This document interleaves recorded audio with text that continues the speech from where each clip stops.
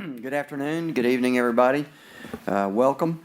I'd like to go ahead and call this meeting to order on June 25th, 2024, and ask our city clerk to please call roll. Commissioner Guest? Present. Commissioner Henderson? Present. Commissioner Smith? Here. Commissioner Wilson? Present. Mayor Bray? Here.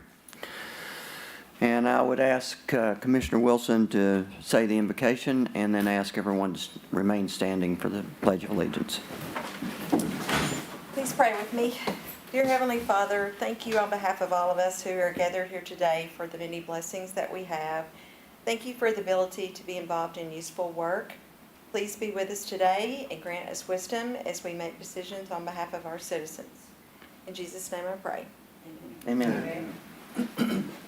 I pledge allegiance to the flag of the United States of America and to the republic for which it stands, one nation, under God, indivisible, with liberty and justice for all.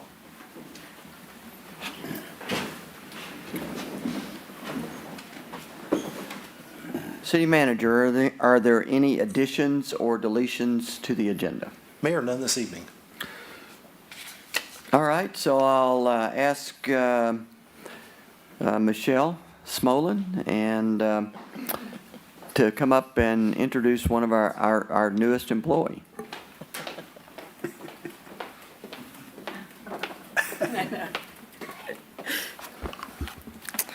Well, good evening, Mayor, Commissioner, City Manager, and City Clerk. I'm glad to formally introduce Carol Galt as our Interim Planning Director. Although she is well-known throughout the community and well-respected, we thought it was important to bring her in front of you all at a commission meeting, so maybe those that have not met her in the community yet know who she is and know that they're welcome to reach out to her with a very important role that the planning department plays in the community. So Carol's currently serving as our interim planning director. She'll be here for 6 months, which is essentially through the end of the year. She brings a wealth of knowledge and unique perspective. We were talking about this earlier with all the roles that she's played throughout the community and how she's interfaced with the planning department. So that includes a former city commissioner, Main Street director, a business owner, and of course a large-scale event organizer, just to name a few. So she's already hit the ground running in providing leadership over that department. And we're grateful to have her. I'll turn it over to Carol. Thank you all, and thank you for the opportunity. I have hit the ground running. It's been fun so far, and I told some of the department heads that I probably owed them an apology because seeing it from a different perspective, I have a new appreciation for that. I have a complete new appreciation for it, but I want to make sure everyone knows in the community as well that I have an open door policy. My cell number is published. You can find it almost anywhere, and please call if you have any question whatsoever, and if there's anything we can do for you, please reach out. Thanks, Thank you for Carol. serving. Yeah, it's a great addition to the staff. And I think you are getting a good dose of how busy our directors stay. All of our directors work very hard. Those are very, very important jobs and busy jobs. So it's great to have your experience here, and welcome. Thank you. Thank you. Welcome. Thank you. Thank you.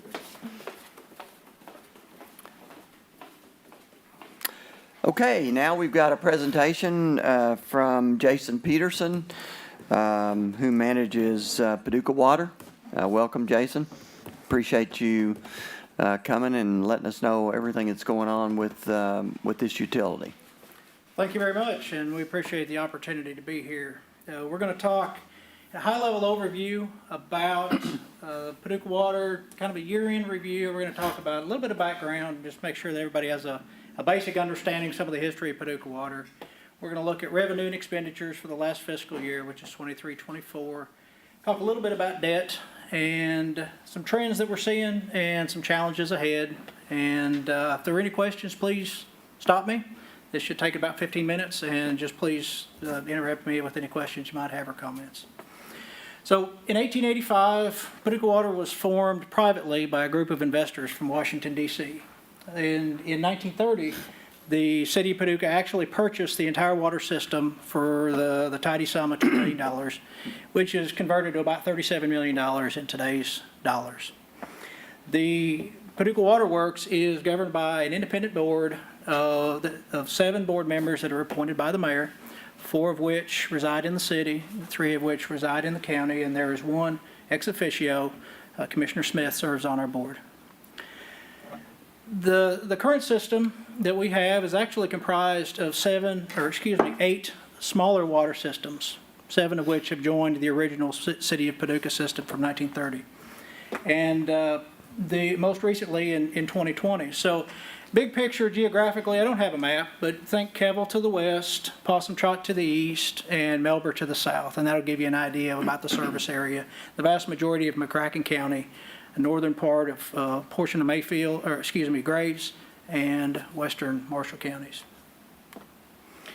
By the numbers, we've got 56 employees and almost 30,000 customers, and those are active individual meters. We serve about 65,000 people. Total, there's about 700 miles of water main that ranges up to 30 inches in diameter, and we maintain 4,700 hydrants and over 10,000 valves, some of which date back to 1886. So that's a lot of buried mechanical infrastructure and miles of pipe that we're tasked with maintaining, and a good portion of which has been installed and maintained by other water systems with varying degrees of methods of construction or documentation, et cetera. Looking at fiscal year revenue, I wanted to first point out that sometimes there's a misconception from some of our customers, and we hear things like, I pay taxes, or this is part of my taxes. But Paducah Water has its own independent revenue that's 100% based on rates, fees, or most recently, interest income. There's no tax monies that come into the budget for Paducah Water.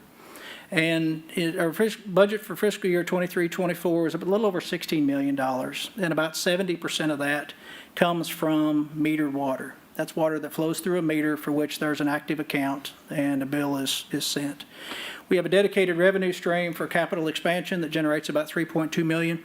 That's a replacement fee for us to reinvest. That's a dedicated fixed sum that's earmarked for reinvestment, continued reinvestment within the system.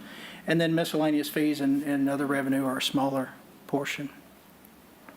Looking at expenditures, you can see expenditures are allocated at $16.06 million. So we're intending on putting everything back in the ground, or otherwise we have a balanced budget.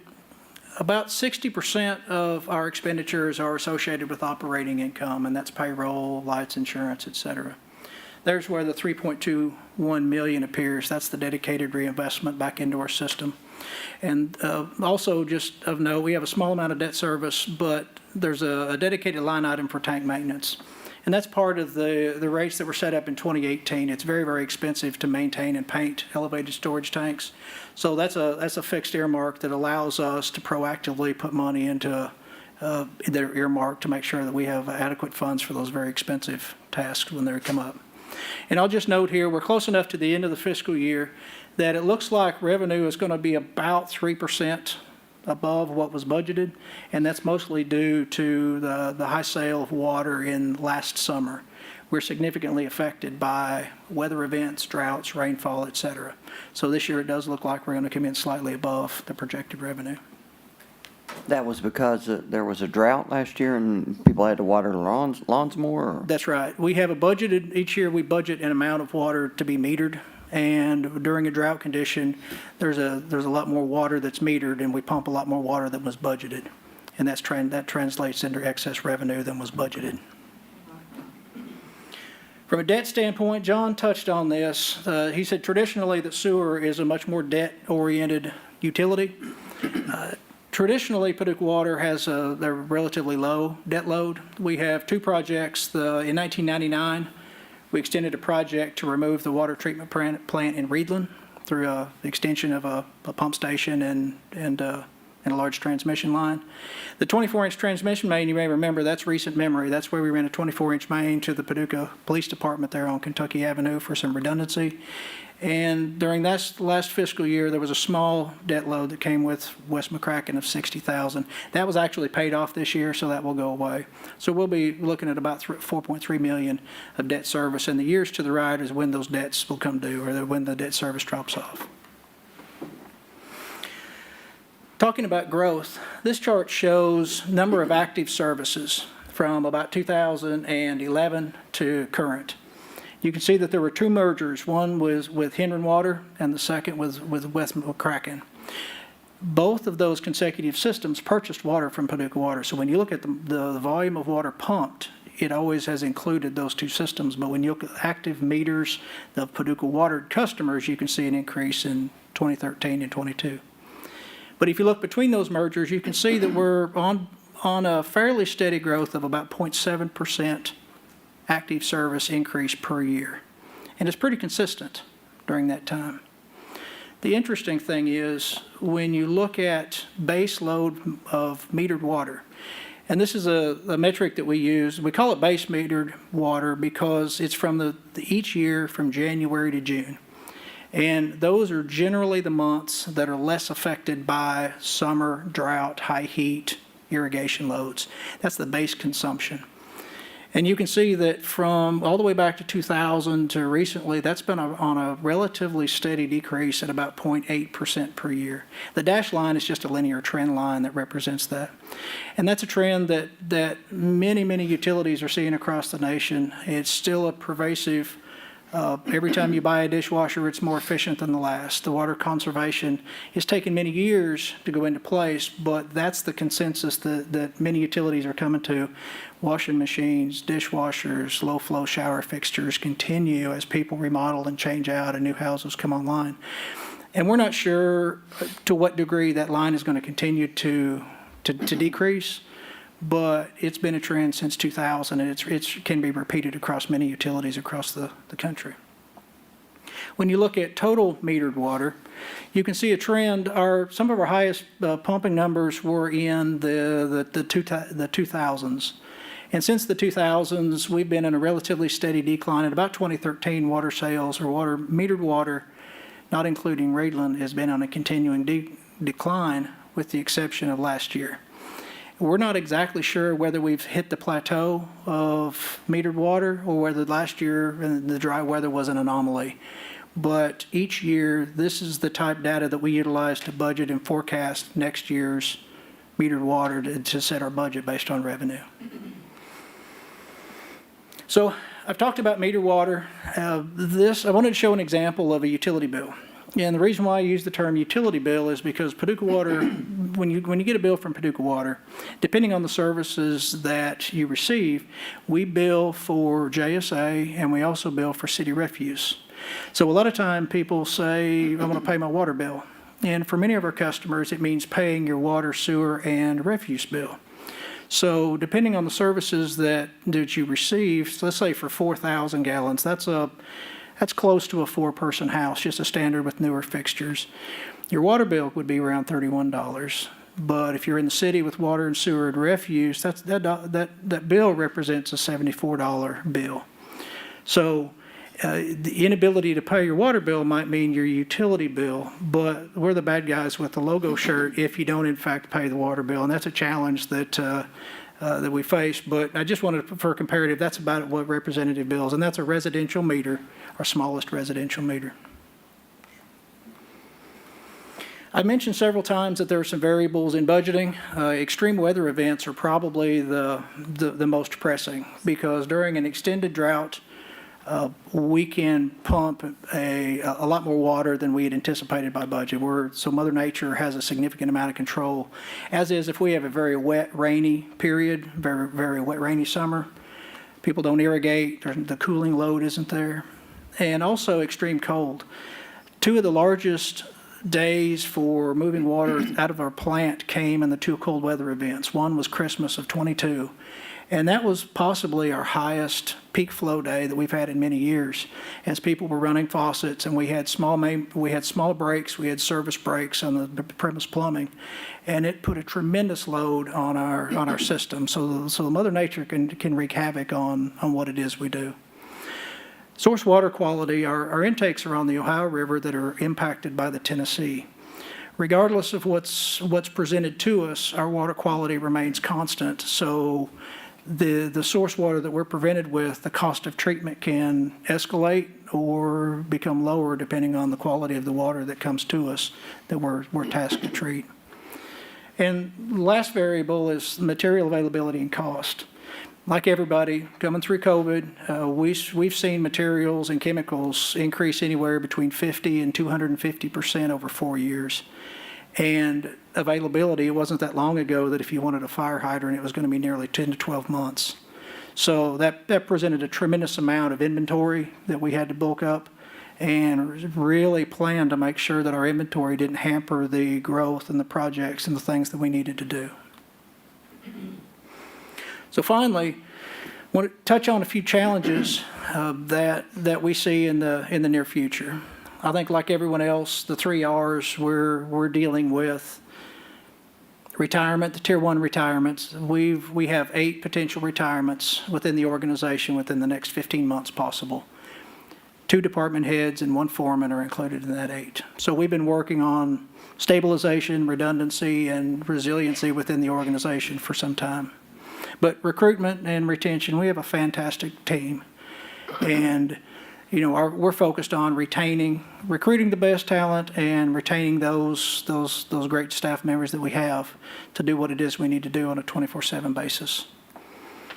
Like many other utilities across the nation, we're going to be also dealing with some federal regulation that has taken place within the last couple of years. There has been a movement at the federal level on LCRR, or lead and copper rule revision, and PFAS that we're well positioned, but we are going to be dealing with here within the next years that are challenges to literally thousands of utilities across the country, but we're well positioned to deal with those. And lastly, aging infrastructure. Some of our infrastructure approaches 140 years that has been put together over many different water systems. There's a daily challenge. It's remarkable sometimes. One of our biggest challenges, what do we have and where is it? And it sounds,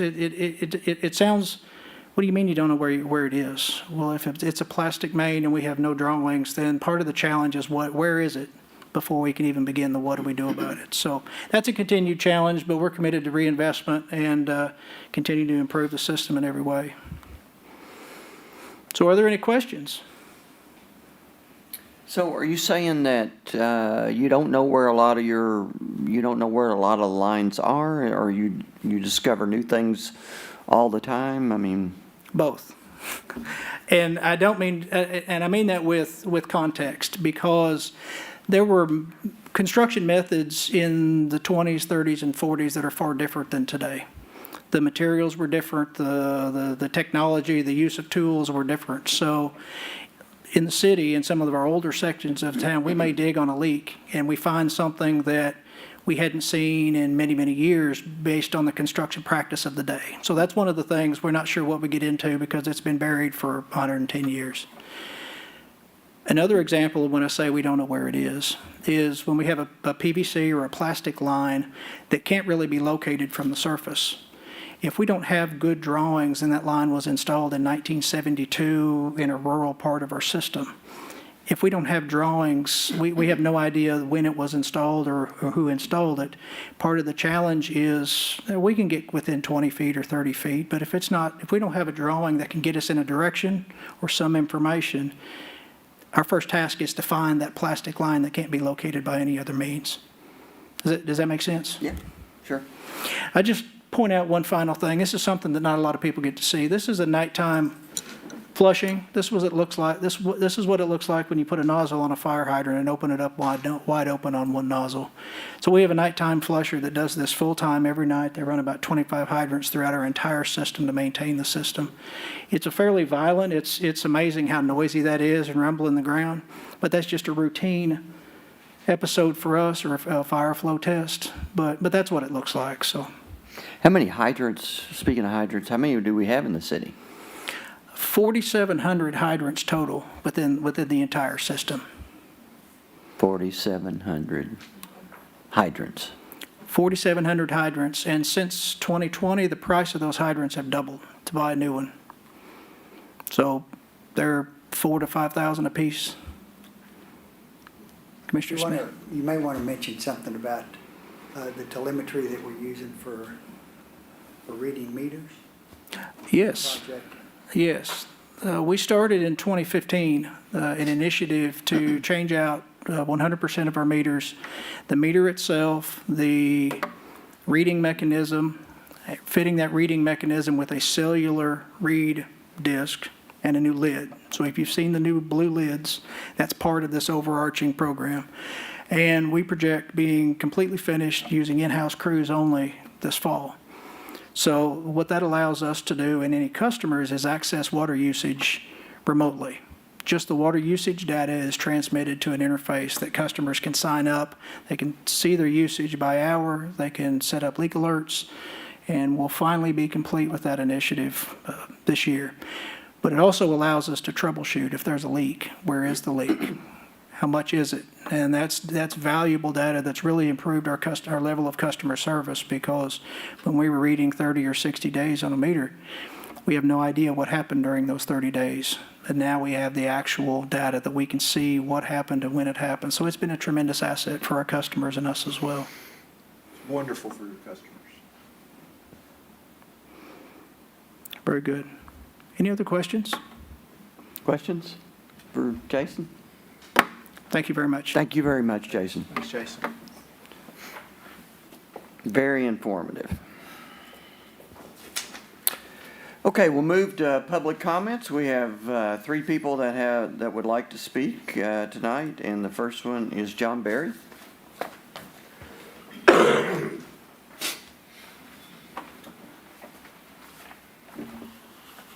City Clerk, City Manager, Commissioners, Mayor Bray. The issue tonight is still the noise ordinance.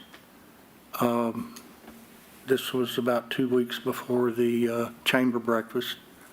The mayor told us at our house they were not enforcing the noise ordinance because there were so many ordinances that the city was not enforcing. 2 or 3 weeks later, he was at the chamber breakfast, and he said, there's now music on the streets in the city of Paducah. I take that as a personal slap in the face. That was like, I don't know, 2 or 3 weeks. I don't know the date of it, but it was right before when he was at our place. It was right before the commissioner breakfast. Since then, I've had photos and recordings of 2 individuals in Paducah where the police was at their place. One of them stated they didn't want to hear it 50 feet from the building. One of them states he didn't want to hear it in the street. And not picking on you, Commissioner Smith, but I also have one of where you made a call for a guy playing a violin in a parking lot at Hannon Plaza. And I think that's probably 2 or 3 blocks from your house. And I don't blame you at all. I would have done the same thing. They did show up and the guy left. So I don't know what the difference is in that commercial property and the commercial property where I live. I live at 212A Broadway, right in downtown Paducah. If you go down there, you're going to go, I'm sure you're going to go and be home by 11 or 12 o'clock. The issues there start about 1 o'clock in the morning and end at 3 or 4 in the morning. It's still going on. It's just terrible. It's a lot of people are afraid to come say anything about it because of repercussions they get with their business. It's just not good. And, you know, if you're going to pass a new ordinance and the mayor's going to be able to just say, we're not going to enforce the noise ordinance. I know the hierarchy goes from the police commissioner to the police chief of police to the city manager and to the mayor. So the mayor is responsible for all these decisions. And I think he's responsible for the decision not to enforce the noise ordinance. So if we pass a new noise ordinance, is it going to be enforced, or is it going to be like the old noise ordinance and not enforced? I think the old noise ordinance is not being enforced because of the 50-foot rule. That's not put in the new one that I could tell. I met with Ms. Parrish, and we went through that, but I don't believe that was in the new noise ordinance about the 50-foot rule. So I think that's part of it, and it's because we're downtown. The reverberation of music between brick buildings is terrible. You can be one building over and not hear it, and right in front of it, it'll blow you out of your chair. So that's all I have to say. Thank you. Thank you, John. Cheryl Sabota?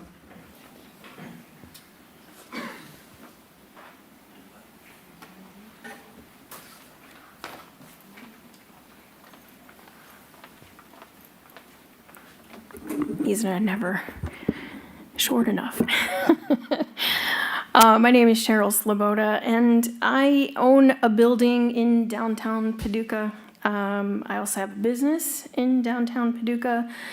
And once again, I'm here to discuss the issue of a noise ordinance. I think we can have a compromise, and it needs to have everyone involved. The proposed changes are completely reasonable as long as they can be measured and they are enforced when needed. I personally would like to recommend that any outward street-facing speakers have some sort of zone that they can't be heard outside of. We certainly shouldn't be hearing another business a half a block away. So I'm proposing that there is some sort of bubble that if you have an outward-facing speaker, it shouldn't be heard further away from a certain number of feet. And certainly, I'm suggesting that you come and have a meeting with downtown stakeholders directly. Those of us that own the properties, those of us that own the businesses, come talk to us. We have Paducah's best interests at heart. We want the same things. We want a positive and vibrant community, and we want to continue to be a destination for tourists from around the world. I'm very excited to see the appointment of Carol Galt as the interim planning director, but we would also encourage you to hurry and appoint Main Street board members who live and work downtown and in a timely fashion so that we can continue planning the rest of the year for downtown and also to come and compromise with us to make everybody as happy as they can be downtown. Thank you. Thank you, Cheryl. And finally, Richard Kinnair. Did I pronounce that correctly, Richard? Yeah.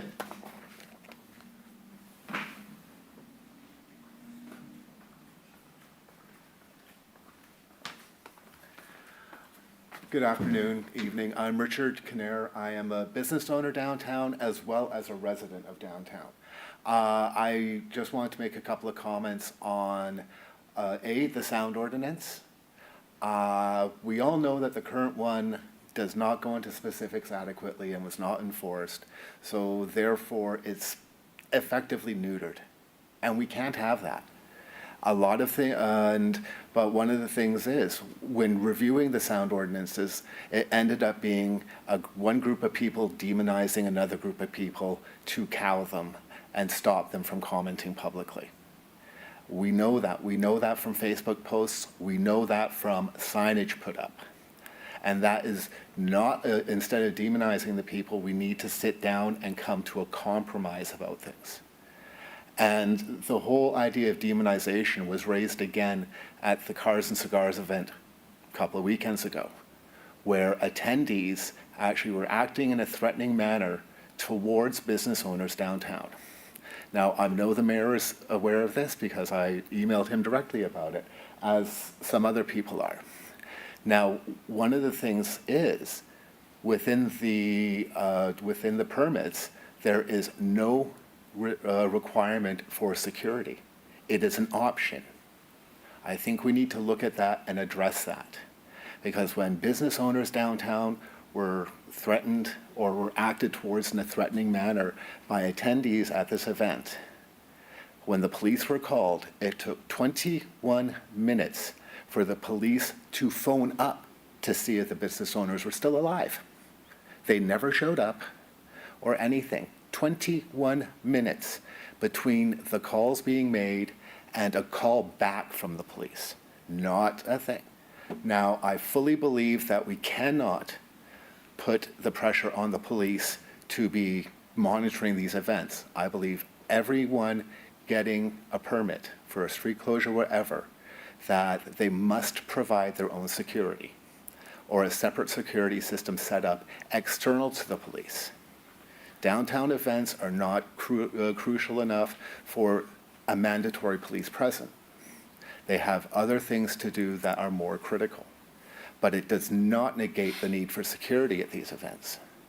Like, we have open liquor laws. How many of the attendees at Cars and Cigars had coolers with liquor in them, which is against the law? No one was monitoring it. So we need to start looking at these.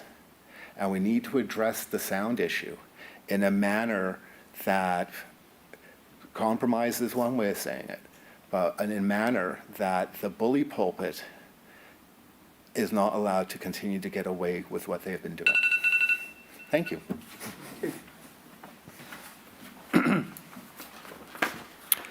Thank you very much, Richard, and thank you, everyone, for being here.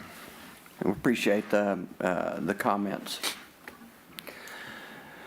So we're going to move on to the consent agenda. The consent agenda is, items on the consent agenda are considered to be routine by the Board of Commissioners and will be enacted by one motion and one vote. There will be no separate discussion of these items unless a board member so requests, in which event the item will be removed from the consent agenda and considered separately. City Clerk will read the items recommended for approval unless any commissioner would like an item removed for separate discussion. Aye. Number aye.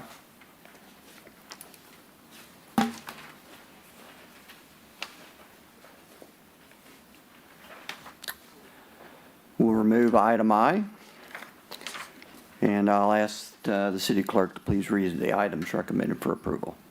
Approve minutes for the June 11th, 2024 Board of Commissioners meeting. Receive and file documents. Appointment of Herbert Gregory to the Paducah McCracken County Senior Citizens Board. Said term shall run from July 1, 2024 through June 30th, 2027. Reappointment of Charles Chip Bowl, Patrick White, and Joseph Benberry to the Paducah Area Transit Authority Board. Said term shall expire June 30th, 2028. Appointment of Jonathan Mark Davis and joint appointment of Will Cox to the Paducah McCracken County Joint Sewer Agency Board. Said term shall run from July 1, 2024 through June 30th, 2028. Reappointment of Mark Whitlow and joint reappointment of Alexandra Sherwood to the Paducah McCracken County Convention Center Corporation. Said term shall expire June 30th, 2027. Personnel actions, a municipal order authorizing and approving a reimbursement agreement between the City of Paducah and Paducah Water Works for the South 24th Street water line relocation for reimbursement of all expenses related to relocation, extension, and/or new construction, and an approximate amount of $157,000, and authorizing the mayor to execute the agreement.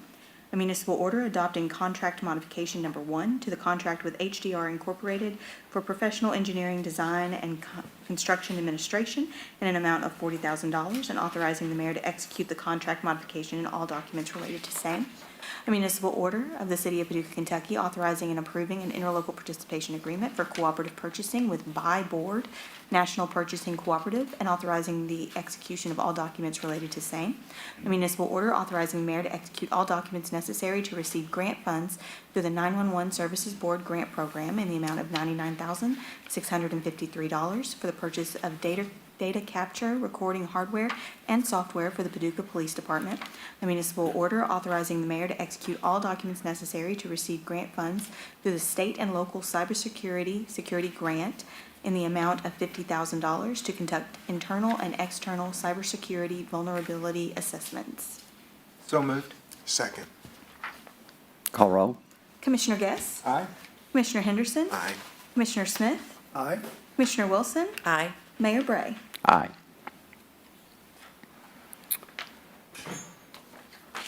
Okay, let's go ahead and take the first one that Commissioner Guess asked to be pulled off. A proposed motion of the Board of Commissioners to adopt a municipal order entitled, a municipal order authorizing the finance director to pay Kentucky League of Cities for workers' compensation, liability insurance, and property insurance coverage in a total amount of $1,262,094.99 for the City of Paducah, and authorizing the mayor to execute all documents related to same. I'm sorry, so moved. Second. Good Stephanie? evening, Mayor, City Commissioners, City Manager, City Clerk. This particular item is for our annual property and liability renewal. It includes auto, work comp, and general liability. Were there any specific questions or? My only question is, and I brought it up 20 years ago when we just never bid this. I mean, I'm not saying Kentucky League of Cities doesn't give a good product, that we haven't gotten good service, but it's a really big number. And a lot of this could be, you know, there's other local companies that could give at least part of this. I understand cities are unique in a lot of ways than they might have, but some of this stuff, I mean, isn't unique. That's my only, and the city manager, and I brought it up 20 years ago, and I know what was said then, so it might be. What was said then? I wasn't around. Kind of, I mean, Kentucky League of Cities, they're unique. Cities are unique. We have needs that not every State Farm, Allstate agent can do, but things are a little different now. I mean, we have local insurance companies that are bought out by bigger insurance companies, and a small company can provide 1,000 employees medical insurance that you couldn't do 20 years ago. My experience in this, we work with previously Pill and Holland, which is now Hub, and we do rely a lot on their guidance. We work directly with Roy Riley, the former owner of Peel and Holland, on knowing what's going on in the market to know if we are, in fact, if it's something we could bid out to another carrier. So whether, one, you know, being with KLC, that is something that we do through Hub, which is our broker. So it sounds like you're more interested in potentially the broker relationship? Why it wasn't, I want to know what other option we have. I understand what Hub, but that is totally, we all know that's totally different than getting a apples and apples bid.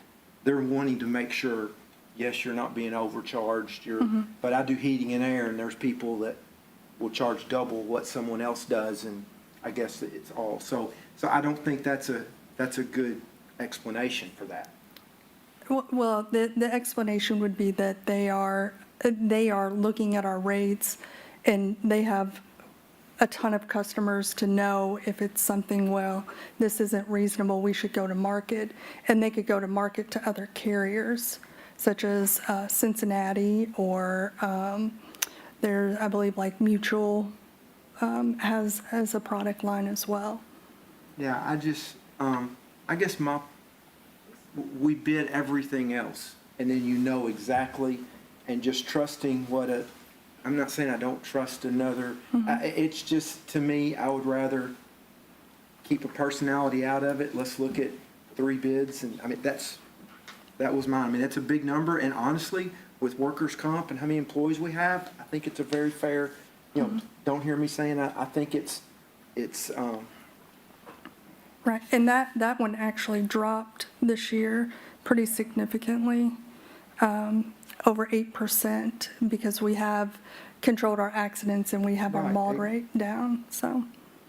Exactly. I just know, I know in my field, you can go get 10 people, you'll get 10 different prices. And insurance the same way. I mean, that's just. You hear anything, Dan? Yeah, it's a great, and, you know, we did talk about that this morning, Commissioner, and, you know, as we discussed, you know, Hub is and as Stephanie pointed out, Hub's our broker, and they do that for us on our behalf. They don't just automatically say, you're going to go to KLC. I mean, they do look at that and give some feedback and then make a recommendation of what they see. Now, going forward, we definitely, if this commission wants to tell our broker, we want to see a formal bid process, that's your decision if you want to make it and ask them to do it. And I would imagine there's going to be a fee for added to services for that. But our fee and our relationship with Hub International is they do that on our behalf and then bring us the recommendation back for that. That's all I'm saying. Right. I knew the Hub would come up, and it is totally different than a bid. I mean, they're looking to make sure we aren't being overcharged and what is normal practices, and I'm just in the Right. And we can get that information. Is I it mean, possible that Hub has those documents where they had that's not what they do. made phone calls? We can always I ask. don't know. yeah. What is the time frame where we go through this? I mean, this, Yeah, what I'd we're say it's probably approving. too late for this one. So what is the time frame? When does the process start? And, A lot has to, typically a 3-month, a 90-day look back, because they're going to look at your claims history. So, and then kind of look at what's coming up ahead. So I would say a 90-day. but period to annually, get we look at quotes. this annually, Yeah. is it? Oh, we meet typically quarterly, going over claims, looking at what's coming up, if it is something. This year, we did make some changes to deductibles and increase liability amounts. So this figure, $1.2 million, is that a quarterly figure or is it an annual figure? That's annual, That's an annual. and that's Oh. everything. And that's a Not reduction. health insurance, but that is all P&C coverage. Okay. And as Stephanie mentioned, that's also, we had a significant reduction in our workers' comp, and part of that is due just to our due diligence, but also having the risk manager on staff that helping us, work through Yeah, those as well. hopefully, yeah, And hopefully that's it did go being- down. It did yeah. what it was supposed Yeah, to do. Right, yeah. Correct. So, but Well, yeah, we'll take your suggestion under advisement Yeah. and, That's all I wanted. you know, and. I'm not and- saying Kentucky League of Cities is a very good partner. I was just, sometimes you just like, I think that's an important piece to it, too. They are a partner. We're not just a client. We work with them on numerous different areas for the city. but just one of the things, do you know where we rate as customers for Kentucky League of Cities? I don't. We could check. Okay. I mean, I think the only ones that aren't going to be there are going to be Louisville and potentially Lexington due to their size and being able to self-insure themselves. That was just one of the things I had 20 years ago, and I would say that now. If we're the 16th largest city, which we are, then we ought to be the 16th best customer they have. And I think we're ahead of that. Does that make sense? I mean, that's just, You're saying other communities don't utilize it. I'm not saying, Are you thinking that's, they're doing something different. That's all I'm saying. We'll take that under advisement. Yeah. Okay? Any other comments? No, good. Thanks, Stephanie. Thank you. Call roll, please. Commissioner Guess? Aye. Commissioner Henderson? Aye. Commissioner Smith? aye? Commissioner Wilson? Aye. Mayor Bray? Aye. Okay, the next item is board appointments to the Paducah Riverfront Development Authority. And I wanted to talk about this just for a second because we have a riverfront development project that's getting ready to kick off downtown.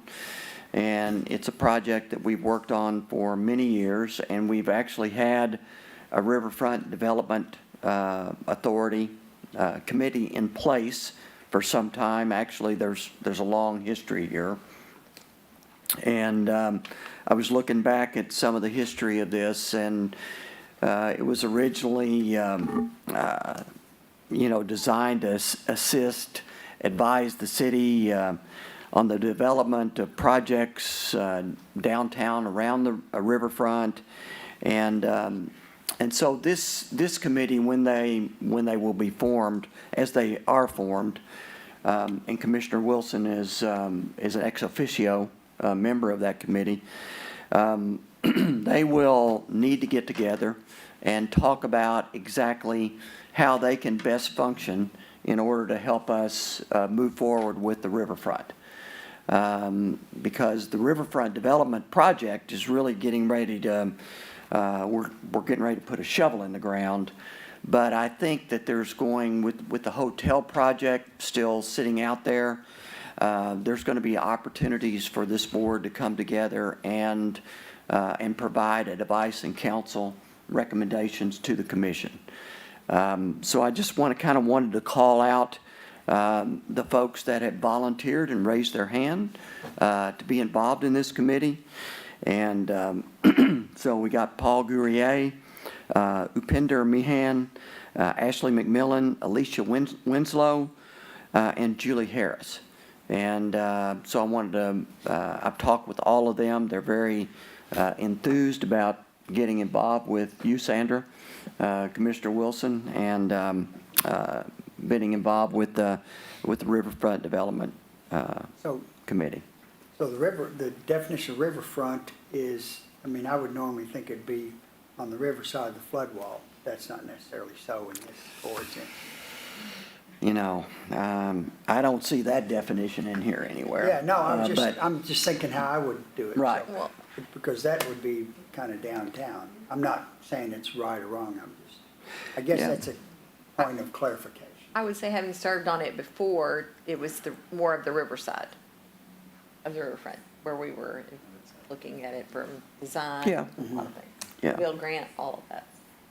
But, you know, the river, I mean, it's the focus of our downtown, and so it means so much to the community. I mean, we got, the new riverboat dock that's going to be part of this project, so it could bleed over into a lot, several other things, so. But at any rate, I just wanted to call out that, this committee is being established, and so, any questions? Okay, I would ask our city clerk to read the motion. A proposed motion, the Board of Commissioners approve the action of Mayor Bray in the following Paducah Riverfront Development Authority appointments.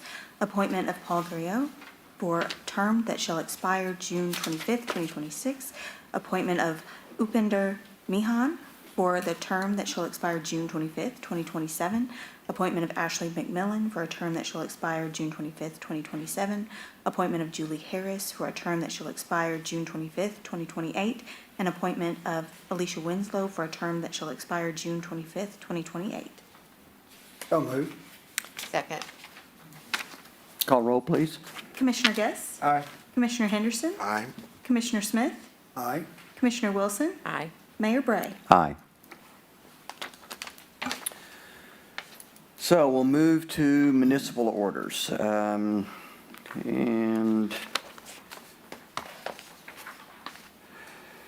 so the first one, I'll ask the city clerk to please read it. A proposed motion of the Board of Commissioners to adopt a municipal order entitled, a municipal order adopting Title VI Program Plan for the City of Paducah for July 1, 2024 through June 30th, 2025. So moved. Second. Welcome back. Thank you. Good evening again, Mayor, City Commissioner, City Manager, City Clerk.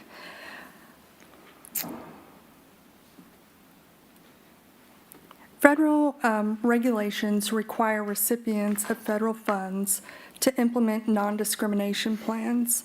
For the public sector, those are Title VI programs of the Civil Rights Act of 1964.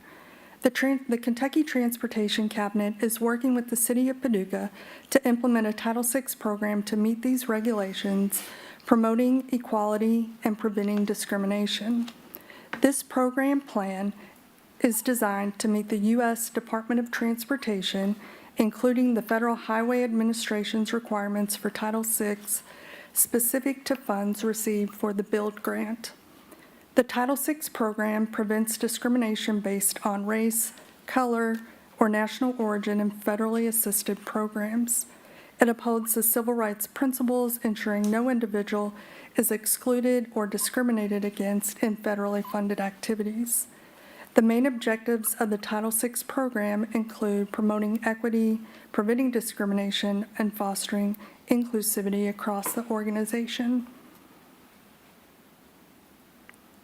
So who is involved? Financial assistance, stakeholders in the Title VI program include financial assistance providers, which are U.S. Federal Highway Administration and the Kentucky Transportation Cabinet. The governing body for the plan is the City of Paducah Mayor and Board of Commissioners. Requirements for implementation, compliance, and reporting belong to the city manager. Oversight and coordination with Title VI statutes, regulations, directives belongs to the Title VI coordinator. All employees must be trained and aware. Subrecipients, contractors, and other stakeholders must comply as well. So the designated officials within the organizations hold responsibilities for enforcing Title VI regulations, monitoring compliance, and implementing necessary measures to prevent discrimination and activities. Collaboration efforts involve partnerships between agencies, organizations, and communities to promote the inclusivity, address concerns, and enhance the effectiveness of the implementation. Compliance involves proactive measures to address any potential violations and ensure equity in program delivery. Efficiently preventing discrimination requires robust policies, staff training, and proactive monitoring. Non-compliance can result in the loss of funding, legal repercussions, and damage to the city's reputation. Implementing effective prevention strategies is crucial to uphold the Title VI principles and values. The core components of a program include policies, complaint procedures, monitoring systems, and community engagement. These elements work collectively to maintain compliance, prevent discrimination, and enhance accountability within organizations. Aligning program components effectively is essential for successful Title VI implementation. Training staff on Title VI regulations, diversity, and non-discrimination practices enhances their ability to uphold these principles, fostering an inclusive workplace. These are not new components to the city, as we already had many policies that relate to discrimination in the workplace. They are just now formalized into a document to comply specifically with the U.S. Department of Transportation. Implementing Title VI program positively impacts communities by ensuring equal access to services, programs, and opportunities. It promotes inclusivity, reduces discrimination, and fosters a more cohesive and supportive community environment. This program will be renewed annually, and a disability non-discrimination policy will be effective July 1st as well to coincide with the Title VI program. Does anyone have any questions? This was things we were already doing. It is. I mean, I think it is. For sure, yes. But haven't I already taken some training that's related to this? That is, yes. Okay. Everybody has to be trained by the end of this month. Okay, all right, so that's kind of why you're doing this. Well, We know that we need to keep up with our training and make sure that It will be that's why it's annually. important, certainly. so as a federal grant recipient, which is essentially the build grant, Well, and other. Any I mean, other grant. federal, yeah, the Title VI Okay. is a requirement for federal grant programming recipients for. This one, the Federal Highway Administration, which this is largely based on, has changed theirs, and so it's necessitated us to come into compliance with their newer updates. okay. And so in future years, It'll be in mind, unless there's a major change at one of the levels. Okay. Well, correct. So this will be renewed every year. Moving forward, it would be on the consent agenda to renew each year. Training must occur every year. We have to hold any of our subcontractors compliant to this as well. So there's language that will need to go into all of our future agreements. And should we receive funding from another federal agency, so Department of Agriculture, they would have a specific Title VI program they would need implemented as well. Great. Another one. Okay. Stephanie, I know that we're doing some of this in terms of training. I understand that. But my questions are these. What other trainings will we do this go around that has not been done before? How will it be evaluated? And is there any kind of penalty for those who don't do it? Because I think that there are some trainings that we've had that employees haven't necessarily gone through. Perhaps they hadn't seen the value of it. And I don't know what has happened to those employees who did not participate in what we required as a mandatory training. That makes sense? I believe so. So those are kind of looking at two separate scenarios. So there's one that is to comply that goes specifically through the policies that we're implementing, which is what the most recent training. But then we also have our diversity specialist who is working on the more inclusivity, minority inclusion within both the workplace and externally in the community as well. So she is just finishing up, I believe this week, a certification related to being a certified DE&I specialist. And with that, she is, I don't have a significant amount of ideas of what the new trainings will look like, but there will be smaller kind of cohort trainings, so giving people, employees, a menu of options. So if they want to join a book club based upon a particular topic, if it's a training that they want to attend specific to something that interests them, that's internally where we're focusing on that particular. So how will we evaluate, how will we make sure that employees, staff are indeed participating and putting into practice what they're learning? To me, it would be, are we receiving complaints? Are we having issues within the departments whether employees aren't getting along? Doing surveys to get feedback if they found the trainings valuable.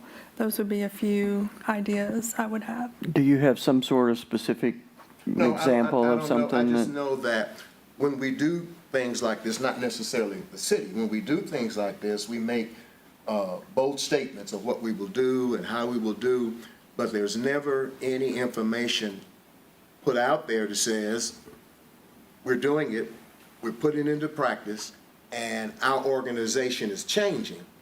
The culture is changing because we are doing it. And so I just don't think it makes a whole lot of sense to me that we go through something to say we're doing it, but we don't have anything to show us we're making progress. And I don't think that just not hearing complaints is necessarily a measuring stick for things are going well, but some folk just don't make complaints and they just go on and do what they do. But there are problems all through the organization. And that's what I'm trying to get at, how we will do it. You're saying we do have problems all through the organization? No. I'm saying that there can be problems throughout the organization, but we don't know that there are problems because they don't come and people don't step up and say there's a problem. So all I'm looking for is implementation. How do we see the culture changing? And I know that's not going to change tomorrow or overnight. It is a process, but I'm trying to figure out what do we need to be looking for so that we can see this change taking place. And that's a very valid point. Thank you for bringing that up, Commissioner. I believe that part of that aspect of our new team member in HR, Daisha, that will be part of her role and responsibility is as that follow-up. And we've talked about that internally, is that when we have a training, again, Stephanie pointed out what we're talking about here is something separate than what the internal, this is specific to the Title VI.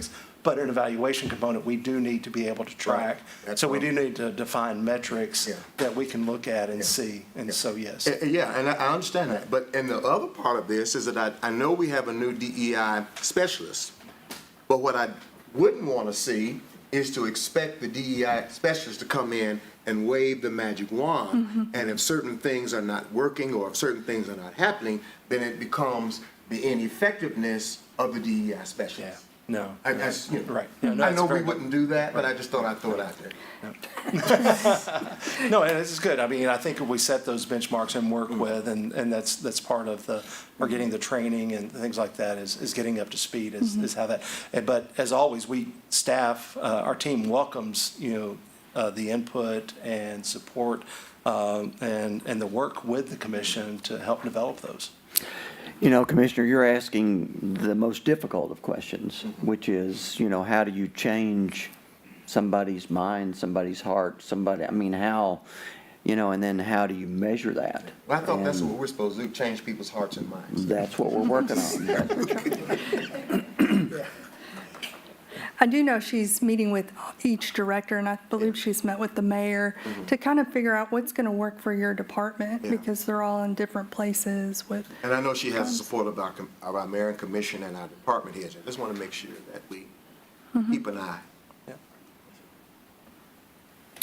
Any other questions? Okay, Thank you. okay, thank you. Please call roll. Commissioner Guess? Aye. Commissioner Henderson? Aye?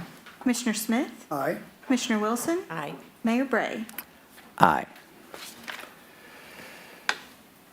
Okay, from here, we have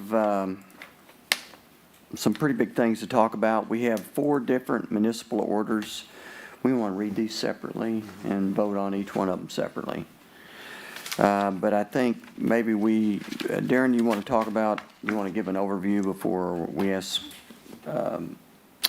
Lindsay to read all of them? And Yeah, so Mayor, Commission, and members of our community, the next items that we'll be discussing is pertaining to the second reading and the adoption of the approval of the recommendation from the Sports Tourism Commission as it relates to the Paducah Sports Park. The different aspects that we'll be looking at tonight and for consideration, not only just the general contract overall, which you'll hear from presentation. I think that Steve Irvin is ready to make or to answer any questions that we heard from it, or is it Jeff? I don't know. Okay, and we've got a team to answer those questions. It'll be about $65.6 million in total. But that does, that does look at your turf, that does look at your construction, that does look at your lighting, does look at your buildings and your FF&E aspects of that. And so we can, Madam Clerk, if you would read through all of them, and then we can do it individually or approval, however, as one. But I think before we have the vote, we probably would like to hear from the presenters. yes. Okay, I'll start with the first one. A proposed motion of the Board of Commissioners to adopt a municipal order entitled, "A Municipal Order Approving the Recommendation of the McCracken County Sports Tourism Commission to accept the bid package for site field turf for the Paducah Sports Park project in the amount of $6,321,087 and authorizing the mayor to execute all documents related to same." So moved. Second.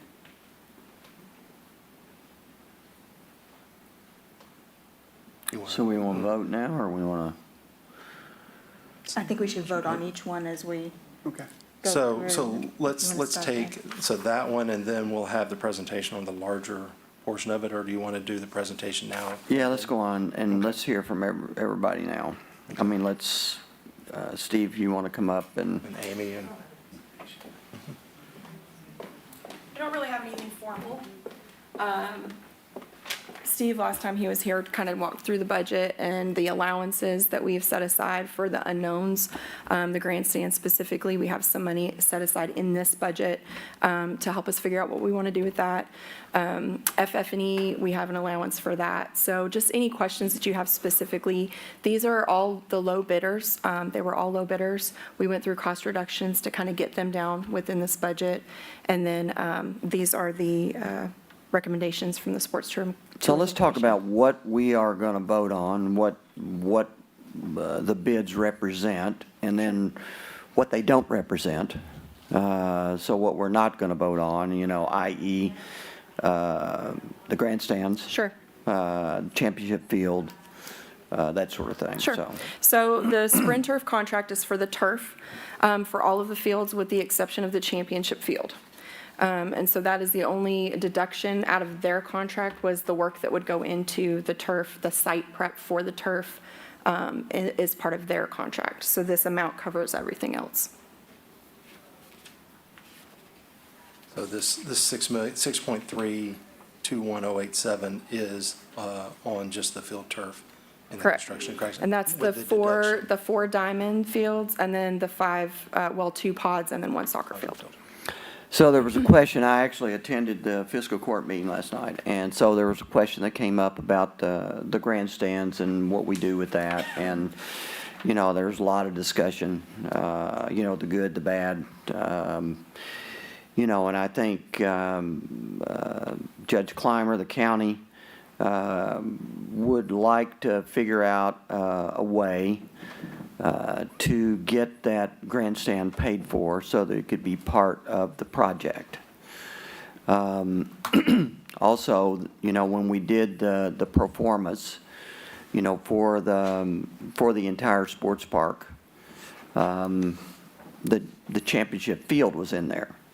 And so the championship field is now not in there because we had to reduce the bids.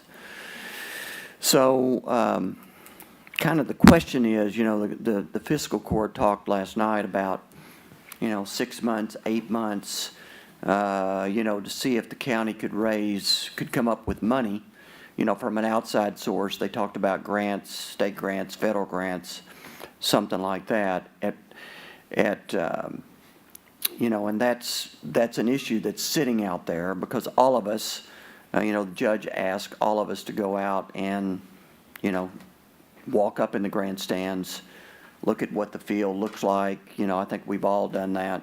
And so I guess my question is, at what point, I don't think we want a sports park out there with a 40-year-old grandstand that needs renovation. So at what point, do we make that decision?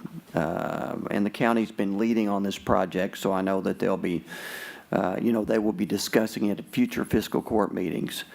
But I'm curious as to what point in the construction process, would, I guess I start out by asking, what is the total time that's going to be required to have us fielding teams? Is that 24 months, 18 months? The contract is for 505 days, so we anticipate it will be done the fall of '25, which really kind of sets us up for spring of '26 for opening events. 505 days. Yeah. Now, step in at any point. The grandstand and the championship field is going to fall somewhere between 11 and 12 million as it is right now, as we've designed it and planned for it right now. We do not, as a team, we do not want to open the sports park with the grandstand not being resolved. So I imagine that the design of that, the redesign of that, whatever that looks like, will be coming in the next few months so that we can get moving on that part of the project as well. Because when we open the park, we don't want an old dilapidated building sitting there. We want something, whether it's a renovated facility or if it's something new, we want that taken care of as part of the opening. Has that price increased since last week?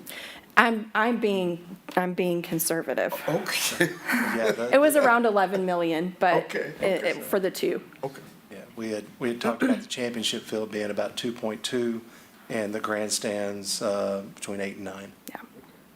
But just so I understand, you're busy, or the group's busy getting costs available so that we know what our options are, like get rid of the grandstands, put this in, or renovate the grandstands to this level, renovate the grandstands, is that what you're? Yeah, there's a couple of ideas. I mean, simply, it could be that we completely gut the building, make it an open-air style pavilion on the bottom level, and then an open grandstand on the top. It still has to meet code, so there's a lot of renovations that still have to happen, even if we just do that minimally. Two, as much as completely demoing the site and putting something back, is similar to like maybe Brooks Stadium or something like that. So there's a couple of ideas that we haven't really discussed a whole lot. We know we want something Got to there. get some ideas and some costs. Yeah, and there's some allowances there for the design team to kind of work through that. And just for understanding and for those that may be watching at home, what you're voting on tonight is not that aspect, that would come back to this body as a contract modification. I think one question might be, so we don't hold up how long do you need to do something to the grandstand, so we don't hold up the opening of the park with not being finished? Go ahead. What we're doing right now, the contractors, if everything is approved tonight, we'll issue notice of award tomorrow. They are already working on potential construction scheduling of things. And so once we see kind of their first draft of how they see the schedule going, we can better respond to that question. Given 505 days, a decision on the grandstand needs sooner than later. We don't want to rush into it, but we know time is of the essence. So we'll know a little bit more in the next week or two as we start to plan kickoff meetings, pre-construction meetings and all that. But we know, we've been thinking, as Amy said, we've been thinking and formulating ideas and thoughts, but have not gone so far as to put anything to paper yet because we need to get through this step first, so. What is the cost of doing this, I won't do exercising, doing this iteration of making the plans or potential plans or estimates on saving the grandstand? I mean, if we get down here and we spent, I'm making up because I have no idea, $400,000 on a potential plan to save the grandstand, it could be, maybe the will isn't to save the grandstand. You know what I'm getting at, I mean. So I want, just before, I'm adding these up, we're $65 million is where we ended up, right? I think 65.6. Yeah. Okay, so if I add these four things, does that come up to 65.6? If it doesn't, it's probably my math and not necessarily wrong. 65, 625. It should. It came directly from the STCs or the SFCs 47. breakdown. 56. Yeah. It doesn't come to 65, right? No, I'm sorry. The FF&E is not in here. Oh, okay. So this is just the contracts that we're approving, and then we have more budgeted for FF&E. And so the FF&E is like 9, Right. 8 or 9? With soft costs, yes. Okay. So is that what? Our money's had already been spent for engineering, plus the dog park, other things. Okay, so this is the same thing that the fiscal court approved last night? Those contracts, yes. Okay. All right, I think that's all the questions I have. And now I'll let the city clerk read, are we going to? Call roll on. Call roll on the first one, okay. Please call roll. Commissioner Guest? Aye. Commissioner Henderson? Aye. Commissioner Smith? Aye. Commissioner Wilson? Aye. Mayor Bray? Aye. Do you want us to stay put for the others? Just in case there's a question. I wouldn't hate to Okay. save you some steps. Happy to. Make the motion. Okay, you can read the next motion, please. A proposed construction and building construction for the Paducah Sports Park project in the amount of $47,707,000 and authorizing the mayor to execute all documents related to same. So moved. Second. Okay. Call roll. Commissioner Guest? Aye. Commissioner Henderson? Aye. Commissioner Smith? Aye. Commissioner Wilson? Aye. Mayor Bray? Aye. And the final bid package? A proposed motion of the Board of Commissioners. Really, it doubled when you look at everything that we originally talked about, up to, almost 80 million, we were able to shave it back, to 65 million. Nobody has come up to me in the community and said, man, we can't do that project because it's too much. And so there's been, I know people have had some raised eyebrows. It's a lot of money, but it's time to get started on it and reap the benefits from travel tourism. It's going to help put more people in our hotels. And so there's a lot of benefits to the community. So congratulations, everybody. No fanfare. You want me to go, woo? I would say it's been a long time since we kicked the balls out on the McCracken County Courthouse lawn. I heard Commissioner Jones say that last night, and I thought it's been a long time since we did that. Did you kick balls I on that? did. I had my grandson with me. Okay. All right, and now we have the 911 ordinance, our second reading. We're ready to adopt it tonight. There's been a lot of discussion, a lot of hard work put into this. I'll let our city clerk read the motion, and then we can talk about where we are with this before we vote. A proposed motion, the Board of Commissioners adopt an ordinance entitled, an ordinance establishing and imposing a fee on all occupied real estate parcels located within the territorial limits of the city of Paducah to facilitate funding for the provision of joint 911 services as more fully set forth in the interlocal cooperation agreement between the city of Paducah and McCracken County. This ordinance is summarized as follows. This ordinance establishes an annual parcel fee on all occupied individual residential units and all occupied individual commercial, religious, charitable, educational, and public use units located within the territorial limits of the city of Paducah. Parcel fees shall be placed upon the city of Paducah's property tax bills, beginning with the 2024 tax bill and continuing every year thereafter. The due dates will be the same as the property tax due dates set by the Board of Commissioners. In the first year, occupied rental units will be eligible to claim a rebate of $22.50 per unit against the annual fee due. In accordance with KRS 83A.060, the following section of the ordinance, which imposes fees, is hereby set forth in full. The Board of Commissioners hereby imposes the following annual parcel fees on all parcels of occupied real property as more accurately defined in Section 3 through 5 of this ordinance, which are located in the jurisdictional limits of the city of Paducah. Super commercial unit contains structure in excess of 25,000 square foot at $1,550. Large commercial unit contains structure between 7,500 and 25,000 square foot at $860. Medium commercial unit contains structure between 2,500 and 7,500. Public use units, emergency services, governmental, religious, charitable, and educational at $35, and residential units at $45. In the event a parcel is mixed use, the parcel shall be assessed at the highest applicable assessment rate. So moved. Second. Discussion. I'm still not, to quote, I don't like the, spit it out, David, the fees. I just, Walmart, yes, does have a big one, but as you said last time, they're used 100 times more. So I just, I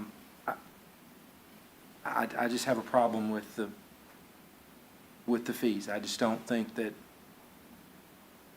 I understand some people put a lot of work into it, but.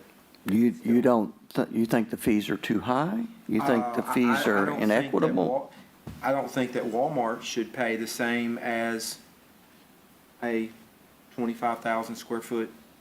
You think they should pay more? Yeah, if you want to say that. I haven't, just the larger, the ones that are, a storage building, I was just thinking, storage building, they're going to have to pay something, but what's the odds of someone calling now? I just don't know. I just don't see. And some storage buildings are very. County is kind of where we start and modified it for McCracken County, City of Paducah, McCracken County. We also are establishing an appeals board. And the first couple of years was very active because there was a lot of people that came in wanting to talk about it, you know, and file an appeal. So I feel like that, you know, we will have some, excuse me, activity on our appeals board. You know, this was discussed at the fiscal court meeting last night, and I would say that it's a complex ordinance. There has been a lot of work put into it. It's not perfect, and I feel like that, well, I know excuse me, Kenton County, I know, established their ordinance over 10 years ago, and they've made quite a few changes, I say through the years, amendments, if you will, to try, as they learn, you know, about how to implement. On the other side of that is that it's time to move. I mean, simply because, you know, we don't have 911 coverage here. We have a new system ordered. We've already passed the interlocal agreement.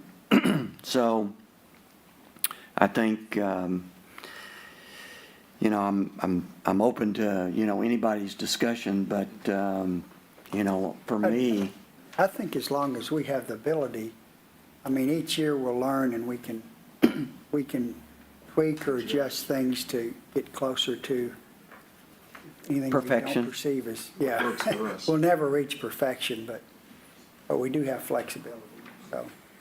I think, sorry. Well, city manager, one thing, not on necessarily on the rates, but on the way it was going to be applied to like a landlord that owns a lot of apartments. I think there was some concern about they had to turn all that in or something by August, yeah. August, and that now has been been- extended to meet that need. Yes, and so what, one of the edits from the first reading was this clarified that they would get a rebate, be able to apply for a rebate on what they are billed for in that first year for of $22.50 per unit, which is basically half. And there's a different deadline for that Yeah. of when they have to turn that in. So I think you have made some revisions. Is it perfect? No. Do we want to, I mean, do we even want to do it? No, but I also want 911 when I call. Yes. I want somebody to respond to the emergency. I agree, totally. Amen.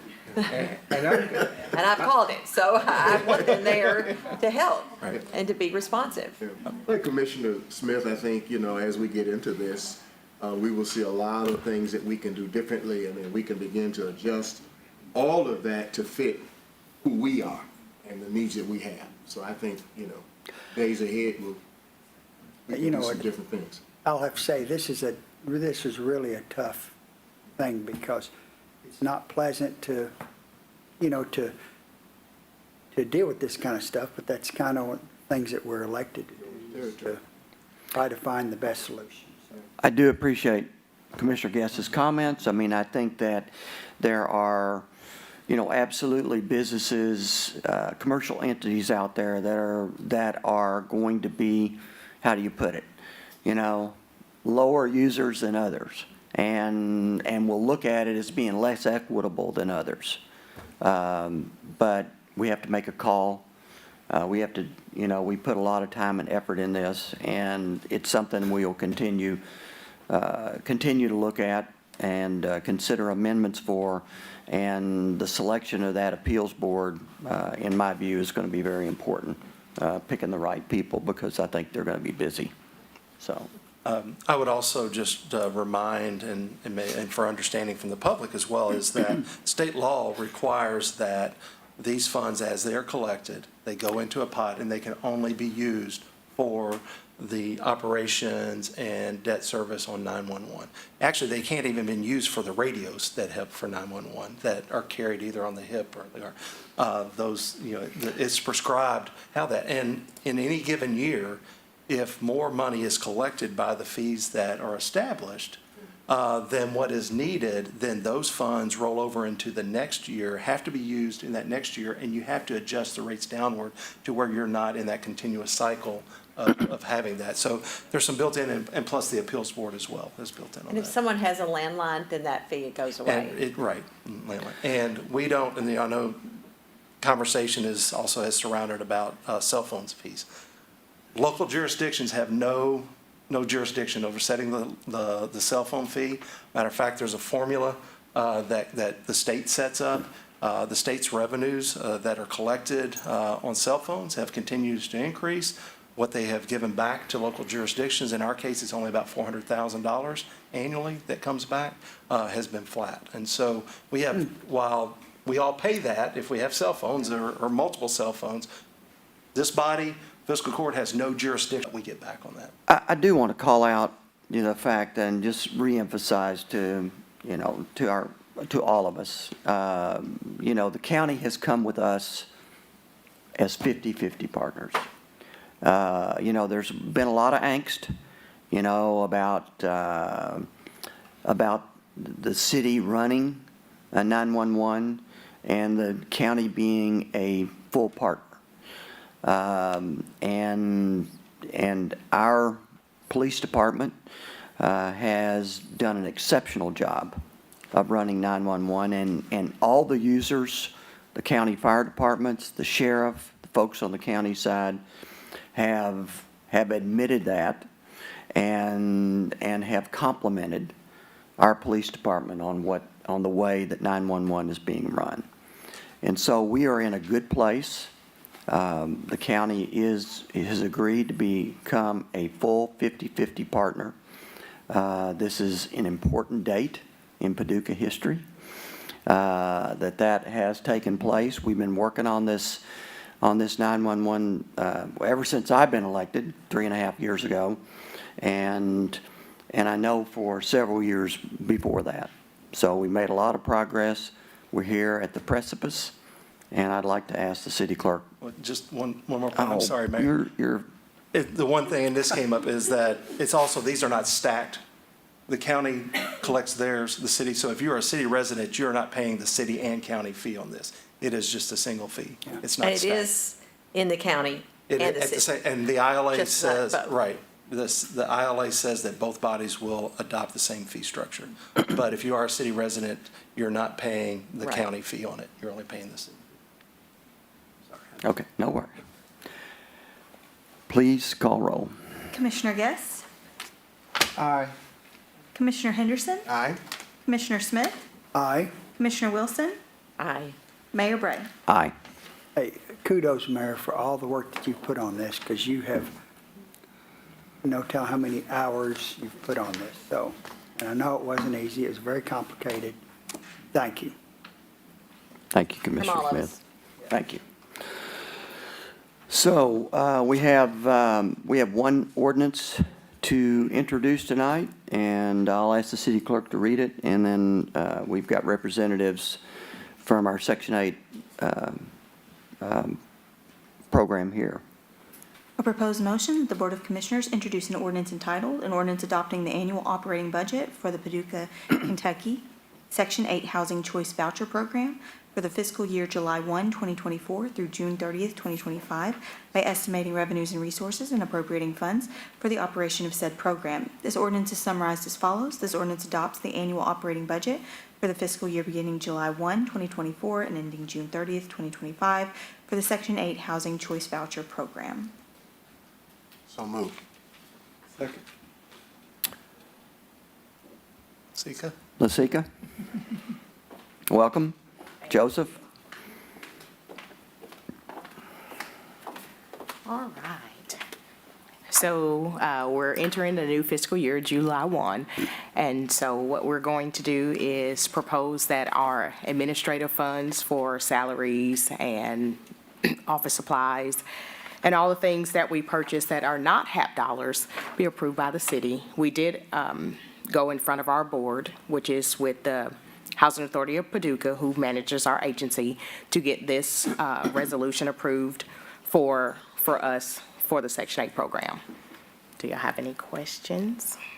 I just, basically, we don't really have any control over this, Of correct? course not. I mean, I know that I know it's important that we do the check, but there's really no There's no say-so.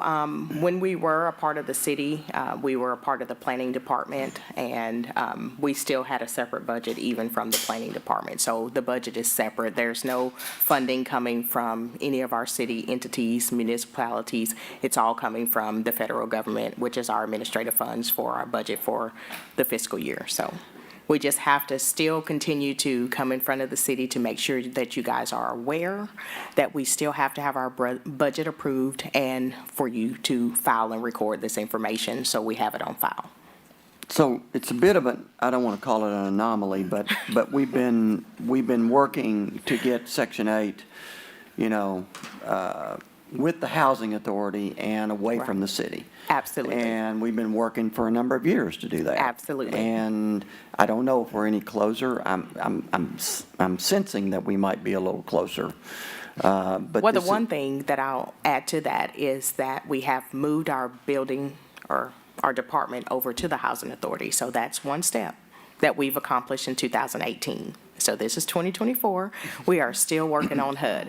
So we have provided some information to them for an agreement between the city, the housing authority, and Section 8 to make these things change in the near future. But we are dealing with the federal government, so there's time involved. Okay. Joseph, anything to add? We're playing Where's Waldo right now. Okay. So they are aware, they did receive the letters. I did have a brief discussion with our HUD rep, so he said, they will be moving on that, as fast as they can. So. Okay. Okey dokey. Any questions? No, none from me. Okay. Well, thank you. All right, thank you all for being here. Okay, that's it for the agenda. Any comments from city manager? Mayor, Commission, just wanted to point out and send some congratulations to our team in finance. For the 33rd year in a row, they have received the Government Finance Officers Association Excellence Award. That is for their efforts where they go above and beyond the basic standards of public financial management. And so we'll be issuing a press release about that, but we just wanted to say congratulations to our team down in finance for continuing that longstanding tradition. Absolutely. They do such a great job taking care of taxpayer money, and led by, Jonathan and Audra, so they're doing a great job. Comments from commissioners?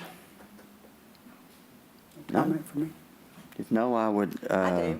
I have oh, one. okay. I kind of want to go back to the noise ordinance.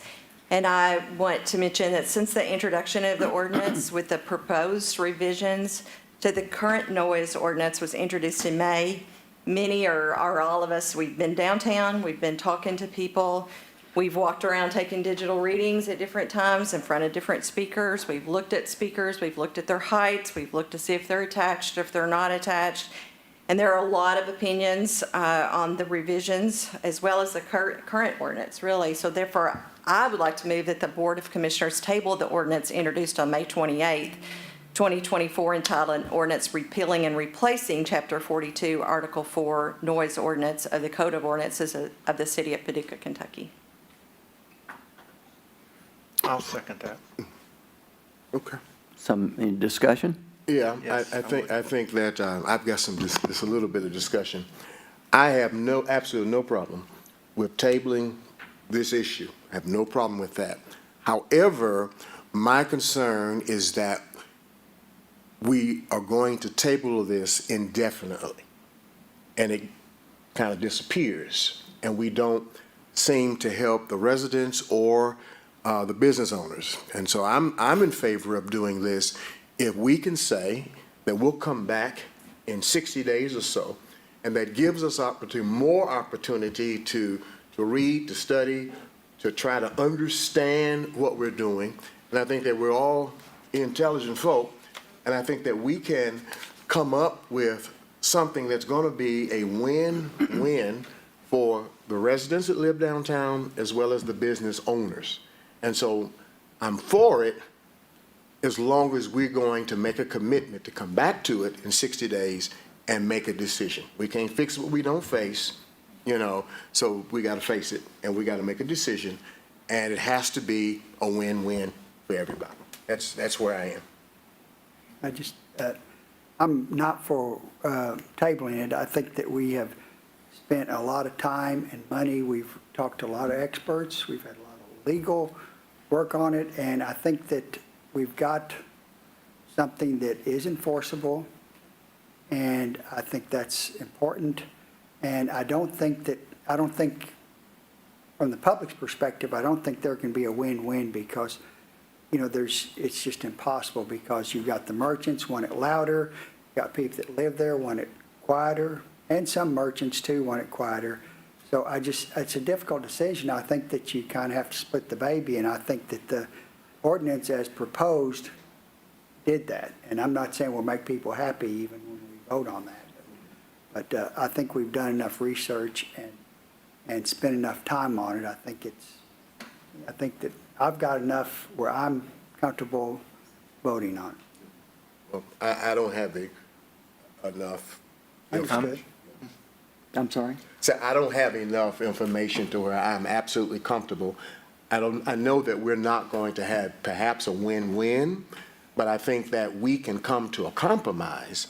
And right now, if we take it off the table, then that means somebody's going to win, somebody's going to lose, and we're back to where we were, and it's just a matter of time before we come back and dealing with the same thing.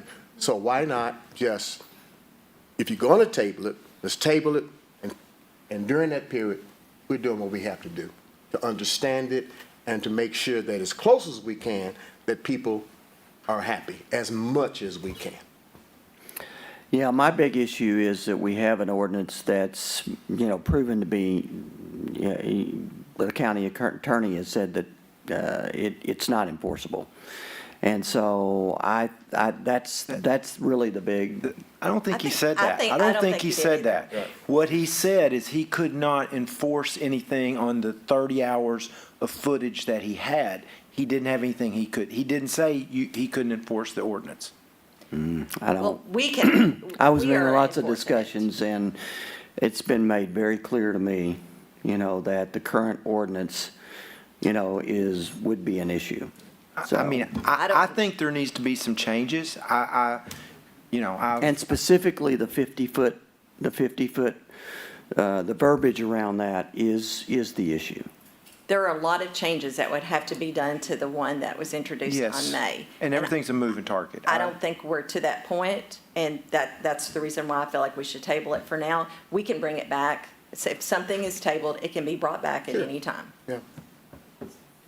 And therefore, I guess the challenge is all on us to decide. I don't think we're in agreement. Where the speakers should be located? Should they be attached? What the decibel level is? When we walked around, there was question with us on if the decibel reading, the new one, was too loud or not loud enough to allow for some music to be played downtown. So I don't think I just don't think we're there, and I feel like we should just table it for now. That certain ordinance that was introduced on May. With your motion, would it be in order that you give us a time limit? How soon we can come back to it, or how soon we should come back to it? Because there's always it'll be 6 months from now, and we're still dealing with the same thing. I think you can bring it back at any time. Well, and I guess what I'm asking you Commissioner, specifically. I'm not going to Okay. include that because I don't know when we'll be ready. Okay. But I think it can be brought back up at any time. We have a motion and a second. And so I would like to ask the city clerk to call roll. Commissioner Guess? Aye. Commissioner Henderson? No. Commissioner Smith? No. Commissioner Wilson? Aye. Mayor Bray? Aye. Motion to table passes.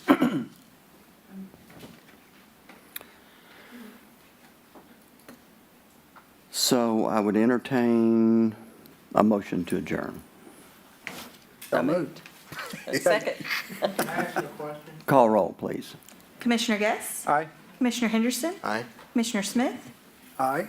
Commissioner Wilson? Aye. Mayor Bray? Aye. I think you can. We just have to listen to the music. You're not gonna enforce the noise ordinance, any noise ordinance? I